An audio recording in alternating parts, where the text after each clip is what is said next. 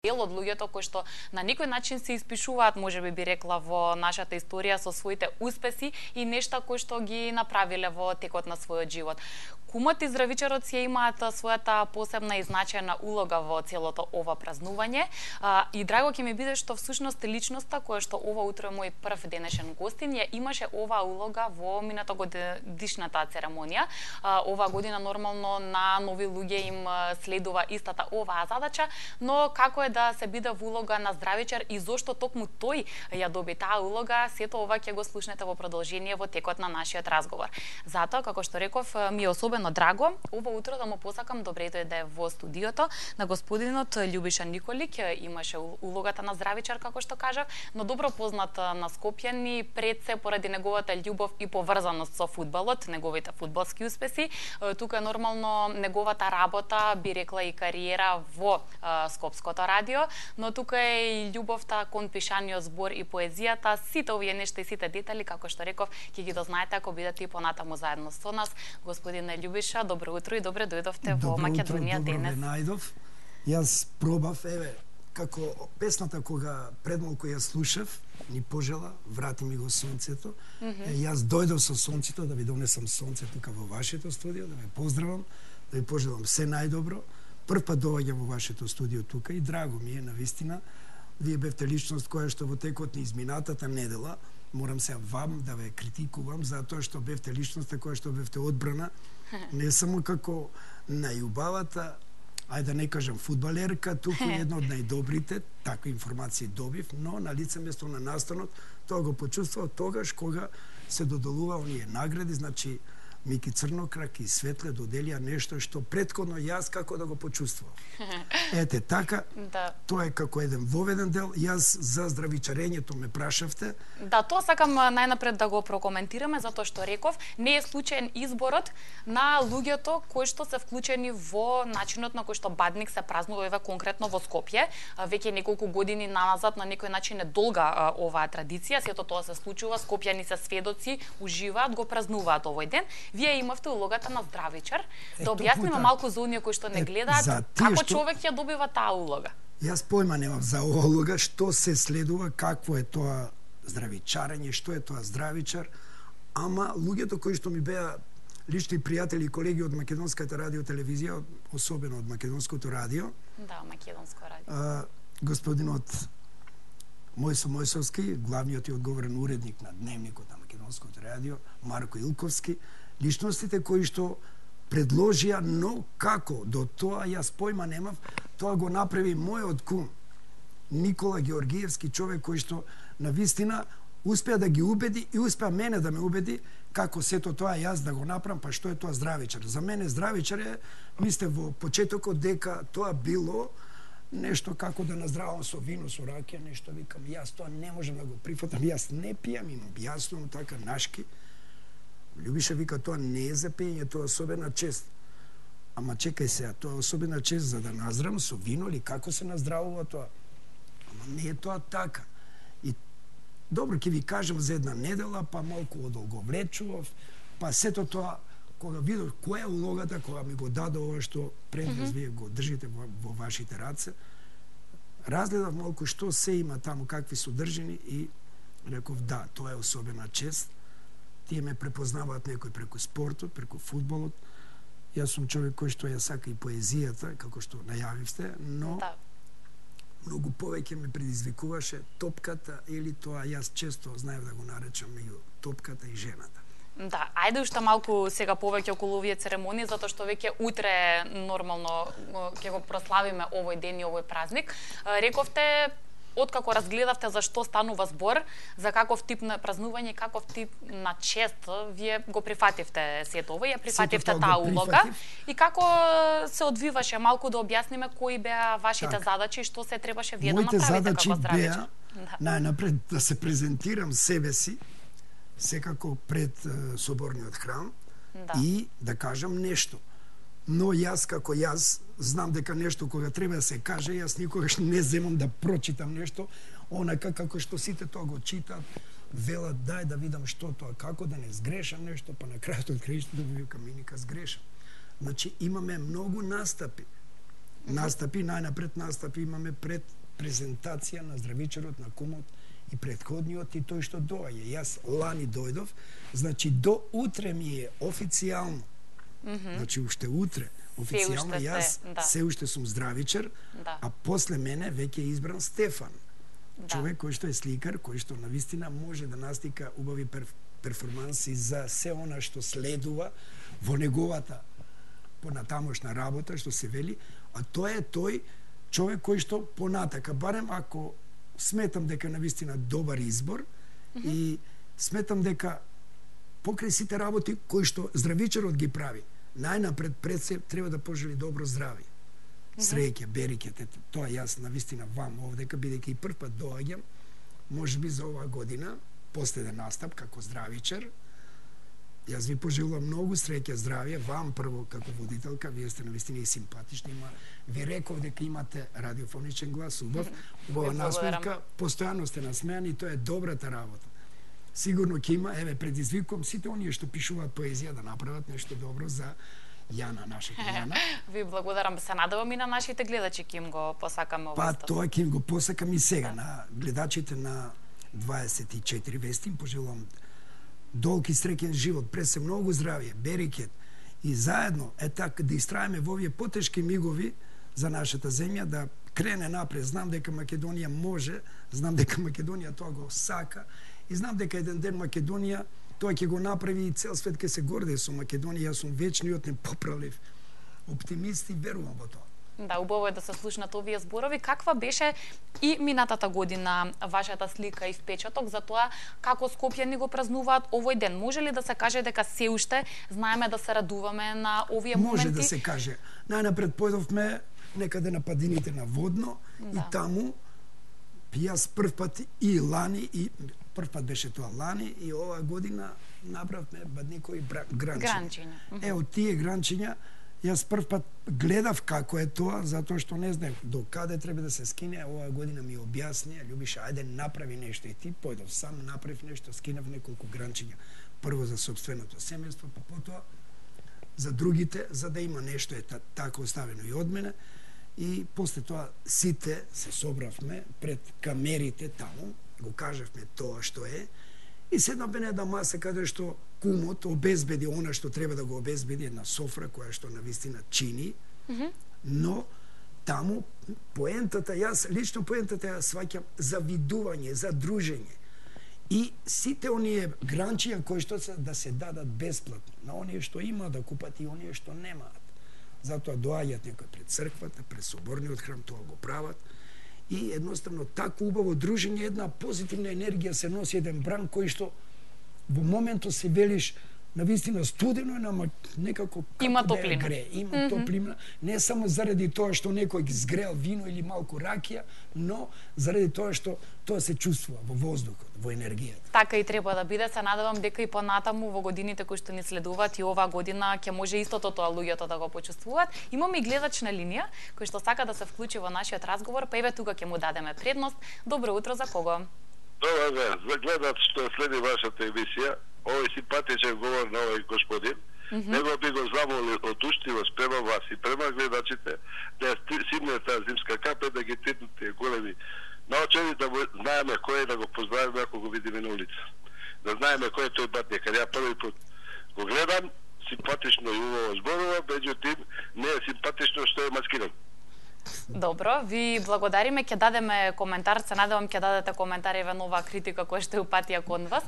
Зошто вака изгледате, зашто нели така, научарите ги носите? Јас го очекував тоа, но настапувам заради тоа што не можам некојаш од светлата кои што ми удираат во очите, така баш малку и ги штитам очите и од радиоактивно зрачење и од она што како човек кој што е во студиото и презентира нешто према вас. Јас сакам да ги гледам гледачите, ја практично со душа и срце сум со гледачите, ја прифаќам критиката, но онака како што јас тоа го замислам, тоа е лично мое право. Нека ми прости господин што пред малку се јави, јас го поздравувам, пожелувам многу здравје, среќа и берекет во животот и нека ми прости што во моментов така изгледав, инаку со капата смрзнав кога доаѓа со велосипед. Добро, еве одговор за нашиот гледач и можеби против правилата на телевизијата, но секој има право да одбере како сака во моментот да изгледа и како се чувствува најубаво. Ако толку ми значи на господинот тоа, јас малку еден период ќе ги извадам и очилата и понатаму малку само да се внесеме во една убава атмосфера. Да, добро. Ви благодараме што и дадовте одговор на нашиот гледач. Ние продолжуваме со нашиот разговор. Кажавте, почувствувавте убавата атмосфера. Сега повторно сакам околу оној момент каде што сепак бевте избран да сте дел и од ова празнување. Сепак е поголема целата таа приказна. Јас и во најавата кажав, во Скопје вас добро ве познаваат, посебно па тие што го сакаат спортот и фудбалот, пред се и над се, така би рекла. Вообичаено тука учествуваат луѓе кои што си оставиле свои белези во живењето на Скопје и Македонија, а вие ги оставивте на свој добро познат начин. Меѓутоа, на кој начин мене ме интересира вас ви пристапија? Зошто вие? Вие кажавте кој ве предложил и дека сте добиле таа покана, но имаше ли тука некое посебно објаснување заради ова и ова, сакаме вие да сте дел од празнувањето на Бадник? Па така некако ми објасням, ама некако одоколу за плашејки се јас да не прифатам. И сега јас таков како што сум, внатре ја внесов и мојата закрпа, како што ја нареков, или мојата фудбалска топката или дамата која што зборува во мојата колешка. Еве сега, барем во оваа прилика сакам да ја заблагодарам на господица Сузана Тодоровска, една од најубавите гласови во Македонија за поезија, велам, не само за поезија, покрај Ленче Смилевска, која што е се уште за мене првата дама и која што го негува литературниот македонски јазик. Јас лично тогаш и заблагодарив и неа, и оваа прилика ја користам за да им се заблагодарам за тоа што во секој миг кога ќе направив грешка, тие знаат да рече Љубиша, не така, па немој така, немој руки, па раце Љубиша, немој зуби. Важно е да го сакаме и да го негуваме нашиот јазик, да, на вистински начин. И тоа е добрата работа. Кога веќе ме предложија за она што пред малку ме прашавте, јас ви кажав, дилемата траеше, но велам, па зашто да не се презентирам себе си со тоа што сум? Замислете, јас на господин Стефан му понудив топка, беше изненаден. На топката беше напишано порака за мир во светот сега и веднаш. Откако тоа му беше кажано, он беше малку зачуден. Можете, викам, да проверите заради некаков страв, што не би требало да има, но топката му беше пренесена, ја прими и пораката, викам, вие понатаму како што ќе знаете да ја пренесете на подобар начин. Вие сте човек од небесата, испратен за да го презентирате тоа на најдобар можен начин. Јас мојата топка ја презентирав со една од работите кои што секако ги знам напамет и ако тоа понатака ви интересира, јас ајде реков пократко ќе бидам за да можете повеќе прашања да ми поставите. Да. Ќе навлеземе малку повеќе во она што се нарекува вашата љубов према топката. Само би ве замолила и за уште една споредба, бидејќи тука го поминувате вашиот живот, тука пораснавте во Скопје. Можете да се сетите дали постојат големи разлики во празнувањето на овие денови некогаш и сега? Па добро, може би тогаш некако во поскратена форма, поскриено, во тоа време се празнуваше овој празник, но се празнуваше сега малку поизразено. И ако направиме една паралела меѓу тоа или тогаш топката, љубовта кон топката и сега кон топката, мислам дека има голема разлика. Големата разлика е во тоа, знам дека ме предизвикавте фудбалски велам, но во што е разликата? Разликата е во љубовта кон топката. Тогаш, мојот војко можеби не размислуваше повеќе за парите. Јас себе морам да го спомнам, Урош Петровски беше човекот, легендарен фудбалер, нека му е вечна слава, човек кој што за љубовта кон топката знаеше да рече не, ова не, сомнителни надпревари, јас не играм.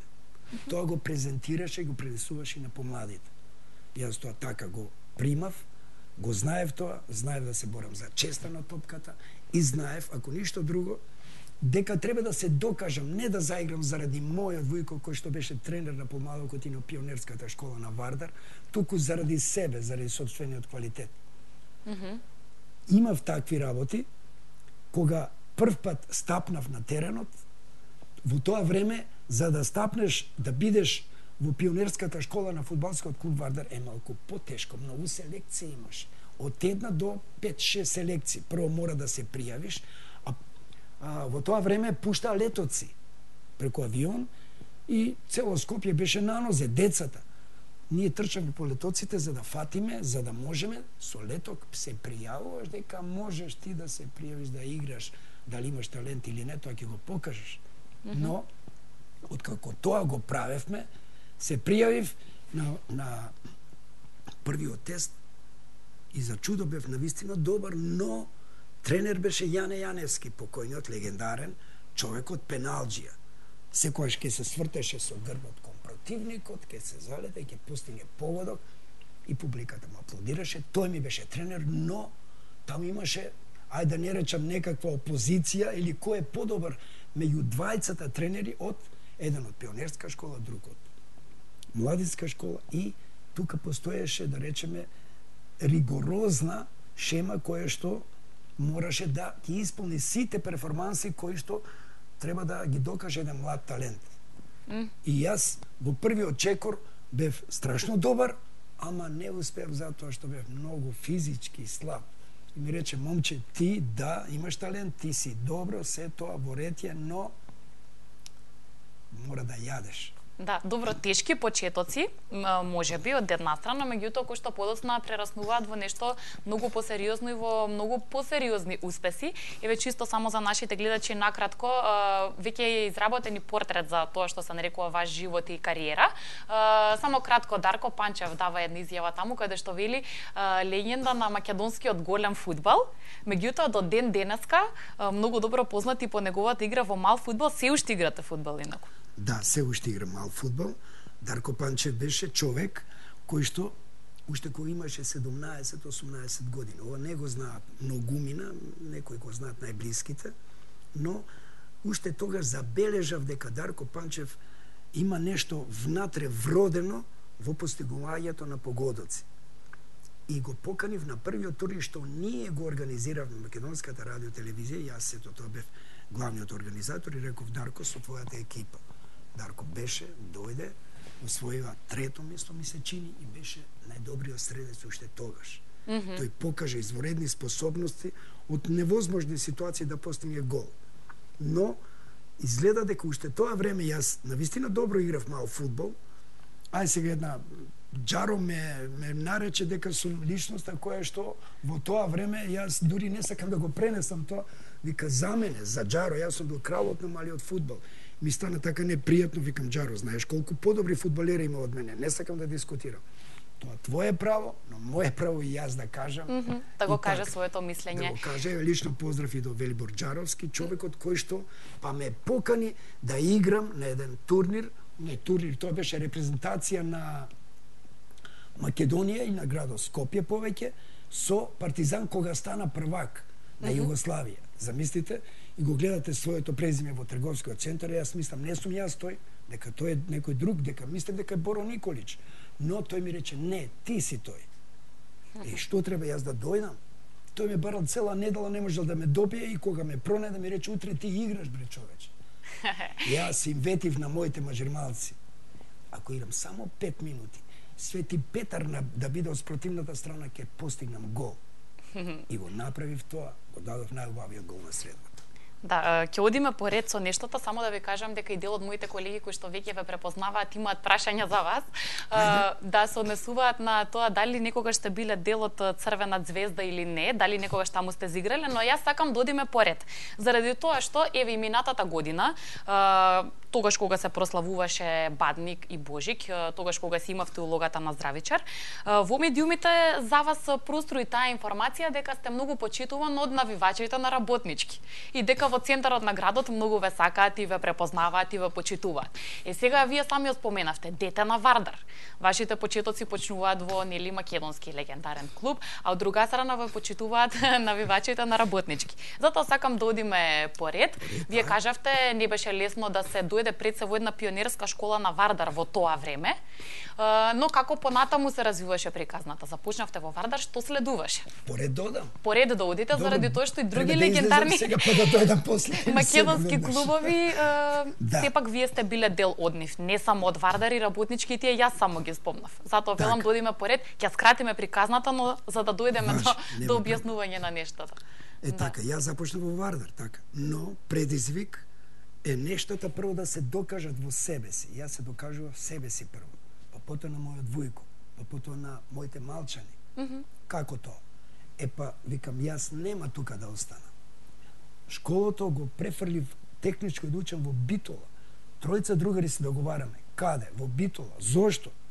Аби ние таму треба да завршиме. Ја имам многу техничко во тоа време. Не смееш да кажеш дека ти техника учиш и таму играш фудбал. Па тоа нема шанса да поминеш.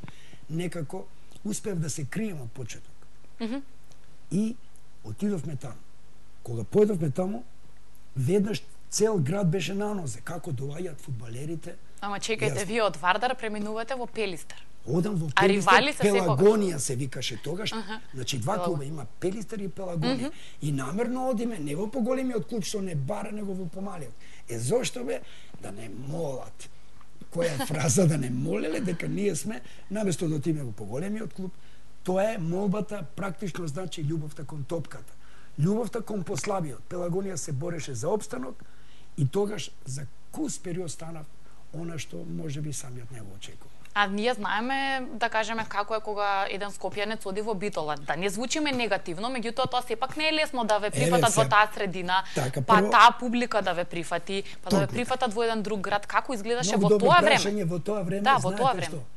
Во тоа време, не знам колку и да сака, има, да речем, одреден број на такви личности кои што многу не ги сака скопјани. Поради која работа, не знам. Но, ако се поставиш во вистинско светло, ако си скромен, ако си личност која што сака да помогне на градот, ако навистина ја плениш публиката за да ти аплодира. Значи, ние во тоа време отидовме, јас не отидов за да заработам нешто, немаш тоа во тоа време пари, но барем екзистенција обична за да можам да играм фудбал, додам на тренинзи, да имам што да јадам, најпросто кажано. И за кус период, брзо, многу брзо станав па неочекувано личноста која што публиката ја засека. Не знам како. Јас прво не личам на фудбалер, ако се појавам ќе речат од 10 луѓе, јас ќе бидам последниот што ќе бидам избран. Само по изглед. Но кога ќе излезам на терен, кога ќе ги покажам вистинските перформанси, јас сум сосема поинаква личност. Тогаш можеби излегува пеколото од мене за да го докажам на терен, не да удрам некого. Не. Едноставно да го победам на спортски начин. Да, нека звучи ова еве и инспиративно за оние кои што не слушаат. Сега додиме и понатаму, затоа сакав да одиме поред, за да дојдеме и до тој дел кој што... Но во овој дел сакам да ги инспирирам младите. Да. Јас слушам некоја информација дека вие имате личност која што ви е брат и кој што игра во Вардар, се вика Никола Серафимов.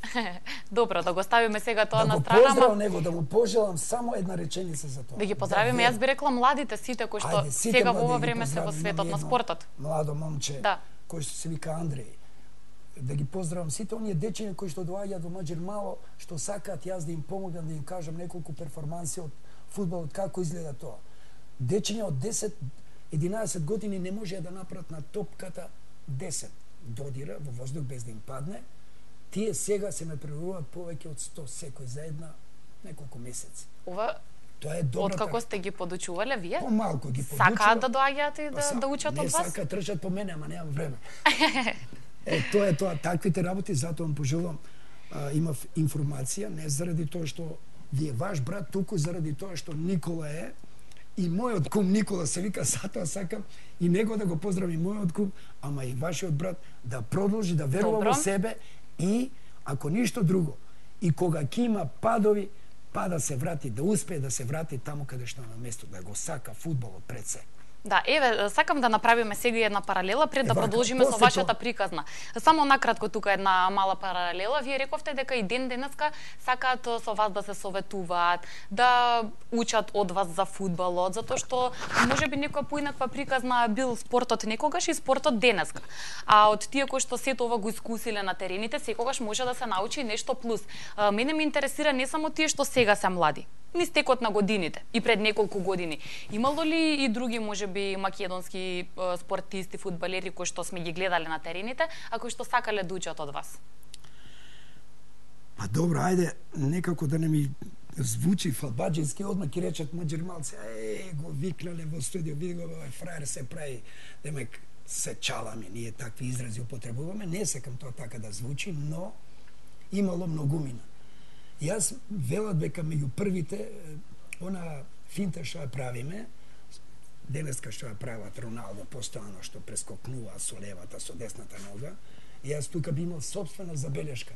Првата работа што ја направив на свој начин. Мора сето тоа, ако правиш некој потек, или, например, порано, кога Жаирзинјо, Жаир, сите тие правеа некој финти, мора да ги направиш додатоците на свој начин. Како се прави тоа?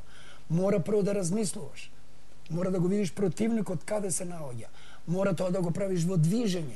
Кога ќе го направиш тој лажњак, таа финта, например, велиш дека ќе појдам во десна страна без зборови, а одиш во лева страна и веднаш доволно ти е само да го запреш твојот противник и веќе тој е минат.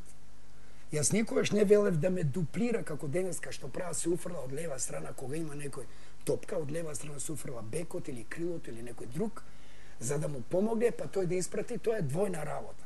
За мене сам на сам кога ќе го направам, кога ќе направам таа финта или тој лажњак, мора да биде половина гол. Морам да го поминам центар халфот. Јас во мојот живот никогаш не сгрешив кога сакав да направам нешто кога ќе ветев ќе постигнам гол, 2 гола или 3 гола. Дори мојот тренер не сакаше повеќе со мене, најмногу казнувам бев заради тоа што имав некој бунтовен карактер, затоа што не ме ставаше веднаш да играм. Не сум имал фаца фудбалска, замислете. А јас му ветувам 3 гола и кога тие 3 гола ги постигнувам, ово е ненормален, ово е не знам со какви перформанси има во главата, што се замислува. Но тоа е вербата во себе си. Секој, кој ќе рече дури, имав настрани пред цел тим, ќе кажам, денеска да, давам 3 гола. Тоа цел тим го знае. И кога навистина тоа ќе се случи, наредниот пат ме прашувате, што, како понатаму. И дури сум го погодил резултатот, од сон некако ми надоаѓаше еден резултат, игравме со Вардар неготино, тогаш дојдов за Скопје, играв за Работнички пуно пати, многу пати, ако ме чуе Ленче, тешко мене, но се случуваше да го погодам и резултатот што го сонував дека сме изгубиле 1-0. Им кажав пред цела публика, денеска ќе победиме 1-0. Најтежок надпревар ние, Скопје се бореше за опстанок, секогаш доаѓа во тимови кои што се боре или за прво место или за опстанок. За Работнички тоа јас бев голгетерот кој што тога се бореше за прво место, тренерот не сакаше да ме става, дојде една кризна ситуација, не стигна, тој вториот тука бевме и откако ме стаи, просек ми беше така. Ова ми се изгледа. Тука ќе покажеме една фотографија, толку колку што може нели нашата камера тоа да го забележи. Сакам само да прокоментираме дека на фотографијата може да се забележи присуство на голем број на луѓе на трибините, полни трибини и многу публика. Тоа било дел од живењето во нашиот град, во Скопје, но и во другите градови. Поинаков третман кон спортот, почит кон спортот, луѓето сакале додат и да ги следат надпреварите. Како тоа ќе го прокоментирате во денешно време? Надпреварите се играат пред празни трибини, речиси. Па јас да ви кажам најискрено, не одам веќе на надпревари на фудбалски ред, како се случи. Не одите сега вие? Сега не одам. Не ја следите првата македонска лига? Првата македонска повремено ја следам затоа што нема предизвик. Мора да ми кажете за кого навивате во тој случај. Па добро, навијам за два тима, тие што ми се во срце. Прво навијам за Работнички за Вардар, затоа што сум дете на Вардар, а потоа најмногу играв за фудбалскиот клуб МИК или Скопје. Значи доживеав две квалификации каде што кога играш квалификации, тоа се памети цел живот. Значи, играј, појави се и победи, влези понатаму. Значи, во двата случаја, бев, барем според печатот, според тие неутрални, што не ме ни познава до тогаш, прогласувам за еден од најдобрите. Овој пат, кога играв за МИК, има една фотографија, каде што можете понатаму да ја покажете, токму таа фотографија, кога МИК стана првак на Македонија. И тука се гледа дека има публика. Публиката во позадина. Јас овој гол го имам постигнато во 16-тникот. Значи со глава да се фрлиш и да го даеш тој гол, и тоа мислам дека Еврогол, овој гол на вистина многу ми значи. И од тој гол можеби понатаму еднаш дури на македонската телевизија оваа фотографија стоеше едно 2-3 минути као интермецо, некакво музичко, не знам која беше пораката, но некој значаен момент кој што останува и се памти, да. Останува. Целата приказна е во тоа што кога постигнуваш гол, ти се даваш себе си. Не е важно тога само јас. Јас одам на првиот, тој што ми ја центрираше, оваа топка ми ја центрираше Мешковски. Да, сакам малку повеќе коментари за луѓето. Како тоа и луѓето и јавноста го доживувала, затоа што нели целиот овој наш разговор е посветен на тоа пошто вас ве знаат Скопјани и зошто ете сте добили и таа улога на здравичар, но не само тоа, нели, секојдневното живење, сакаат со вас да разговараат на овие теми, сакаат да ве прашуваат, сакаат да споделувате со нив искуства. Затоа каков ви беше впечатокот? Се радуваат тогаш повеќе, им значеа тогаш повеќе ваквите моменти? Ваквите дерби надпревари, да. За некого живо значеа. Овој надпревар, кога веќе го постигна голот, цел тим беше врз мене.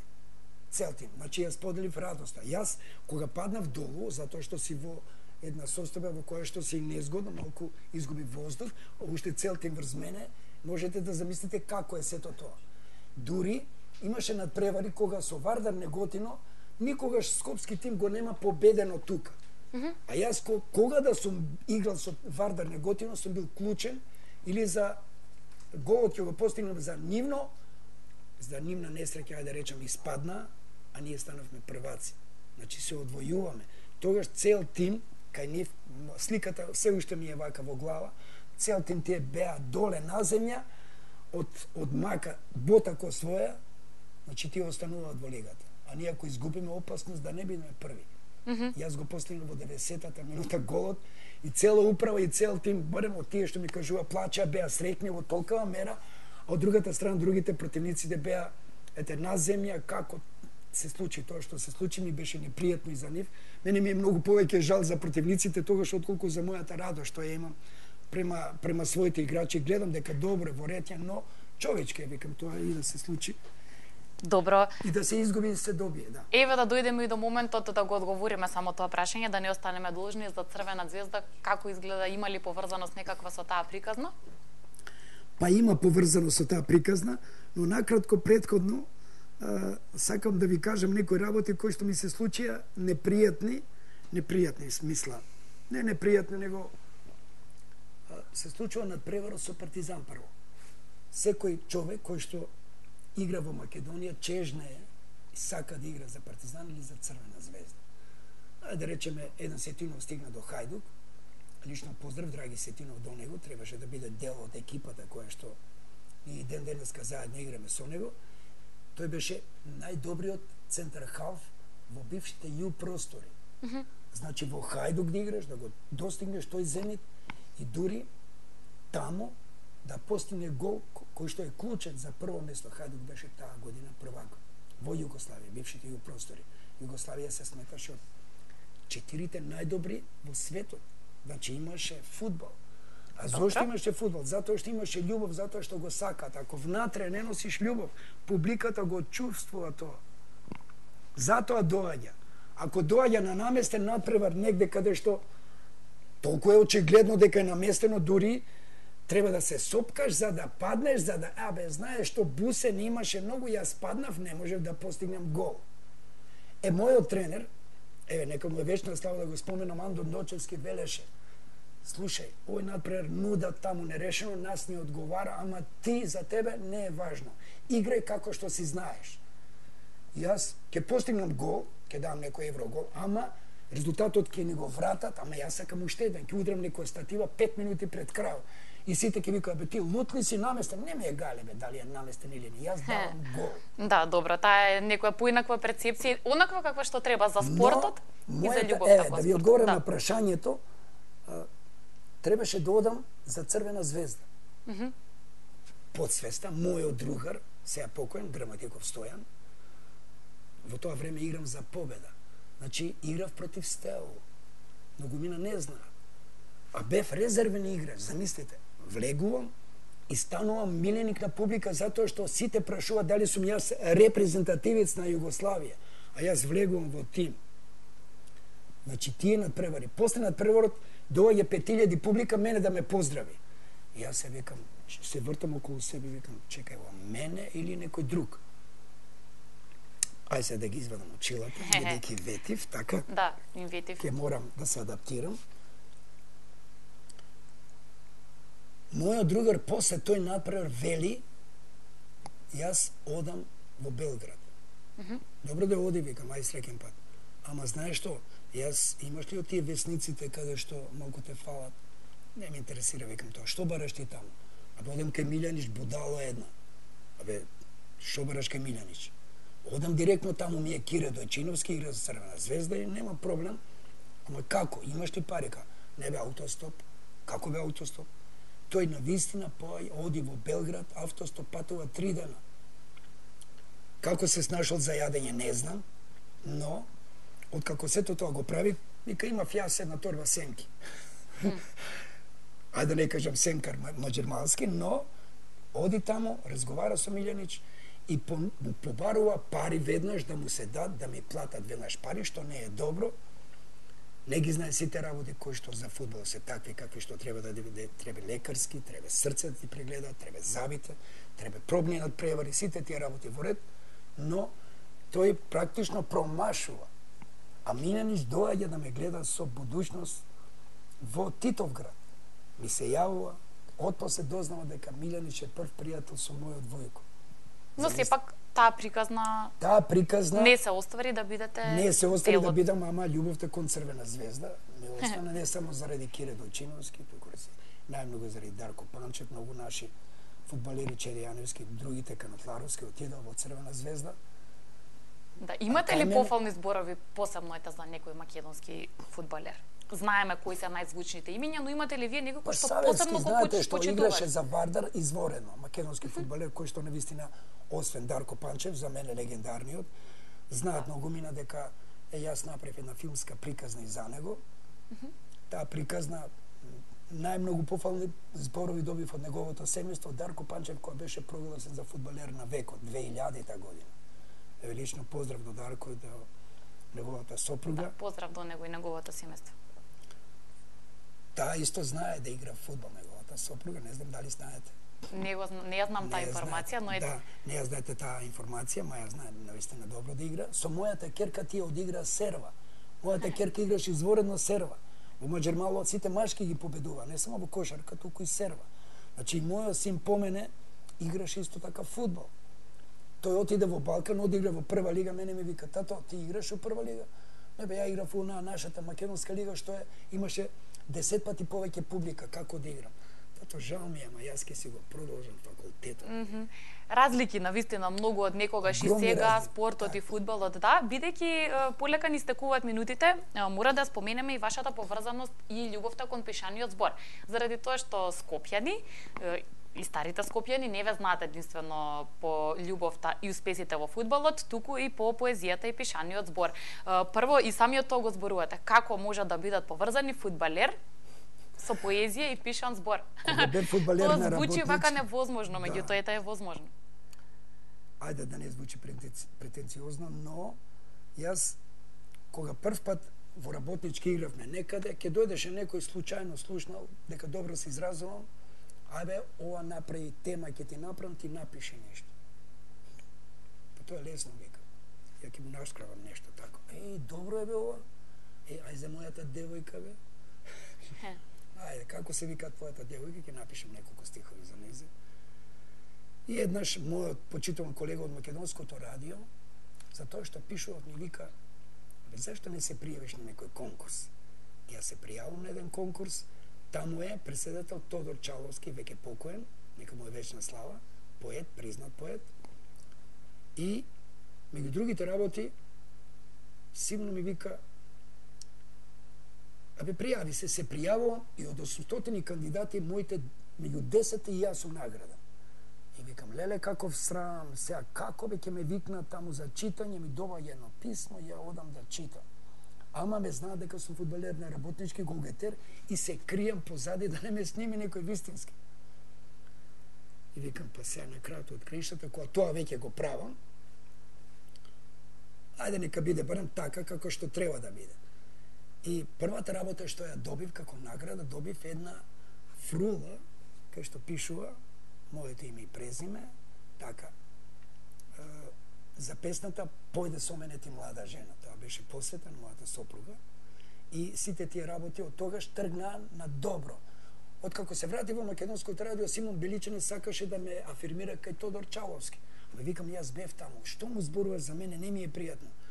Абе, дај да видиме, дај, стварно добро, вамо, таму читаше моја поезија, му се допаѓаше, однесо 2-3 песни и 3 месеци фиока ставени. Викам, Симон, биди сигурен дека нема време човекот да ги прочита кој сум јас сега, ме знаат како фудбалер, секи ме, абе, каква поезија. И замислете, одам да си ги земам песните, го прашувам, што е работава? Абе, Љубиша вика, знаеш, некои работи треба да прележат, абе, вие лежат многу долго да не ми ги изгубиш. И на крај од краиштата, знам дека не си ги прочитал, ако може да ми ги вратиш, ти беше председател на комисија, оваа песна беше наградена и човекот остана стаписан дека такво нешто призна дека стварно не ги прочитал, дека ќе соработува понатаму со мене, но јас Да, на кој начин е заокружено само вашето творештво, тоа да го кажеме накратко, имате збирка со поезија ваша, така? Така, имам збирка поезија која што се вика "Коњи не брзајте". Таа збирка поезија има, јас сум првиот во Македонија кој што има збирка поезија и CD. Кога отидов таму, кога ми кажа дека никој досега не направил CD, и јас имам измиксано 14 песни, дури од Иван Антонов, сами што ми одбрале поезија да ја прочитат. Иван Антонов и Оливера Попанкова, тоа се доајените на Македонската радио телевизија, и заедно со Сузана Тодоровска, Ленче Смилевска ми имаат некои работи заедно, јас со нив, и тоа остана. И ја изгледа дека сум се уште и сакам се овој рекорд да го срушам со новата збирка што ја подготвувам, што се вика "Меѓу топката и жената". Да, тоа е нешто што го подготвувате, така? Тоа што го подготвувам е, ако сакате можам дел да ви кажам, поетски, или ако немате веќе Да, немаме време, сакам следното, бидејќи еве ни предстојат убави моменти, празниците секогаш се тука да не потсетат кои се вистинските вредности во животот, моментите кога можеме да си посветиме време и себе си, на нашите најблиски. Знаеме дека живееме во брзо време, сите некаде брзаме да стигнеме. Затоа, бидејќи веќе го спомнавте тој наслов "Коњи не брзете", тука има, знам, една подлабока порака. Сакам на тој начин, накратко, само 2-3 минутки имаме, да го заокружиме убаво овој разговор. Со вас имаме безброј теми на кои што може да зборуваме. Затоа знам и во иднина ќе имаме некоја следна прилика, но еве со таа поента да го заокружиме денешниот убав разговор што го имавме утре. Добро, јас ќе кажам прво малку за жената. Сосема кратко само ве молам, да. За да бидеш еден час со убава дама, како што таа чест ми е денеска, значи да бидеш еден час со убава дама, исто како да се бил само една секунда. Така ни одмина брзо ова време, ја не очекував дека толку брзо одмина овие мигови. Чест ми беше што бев овдека ваш гостин. Поздрав до гледачите на 24 вести, со надеж дека понатаму ќе се слушаме, ќе соработуваме. Ако нешто кажав што можеби некому не одговара, нека ми прости, затоа што јас знам да простувам, затоа што знам дека уште многу работи треба да направам. Многу хуманитарни турнири престојат, но чекор по чекор. Да, ќе имаме прилики за сето тоа да зборуваме. Јас од срце ви благодарам. Ви посакувам убаво да ги поминете и овие празници, нормално така како што вие сакате, и за убави нешта и во иднина повторно да се гледаме и да имаме убави разговори. Со надеж. Ви благодарам од срце уште еднаш. Благодарам вам. Да, и како што кажав и во најавата, и утре тука кај нас во Скопје и во цела Македонија на соодветен начин ќе биде прославен Бадник. Имавме можност да разговараме со господинот Љубиша Николик, кој што е има улогата на здравичар, завршува истата веќе утре. Нормално нови луѓе во улога на кум и здравичар ќе бидат тие кои што ќе предводат целата оваа церемонија и прослава тука кај нас во Скопје. Се случува традиционално од 1993 година всушност е сето тоа започнато. Како и да е, се надевам уживавте во овој прв наш денешен разговор во Македонија денес. Бидете и понатаму заедно со нас, имаме уште гости и уште теми кои што ќе ги отвориме во денешната емисија. И тоа е сам, ветер ми шепне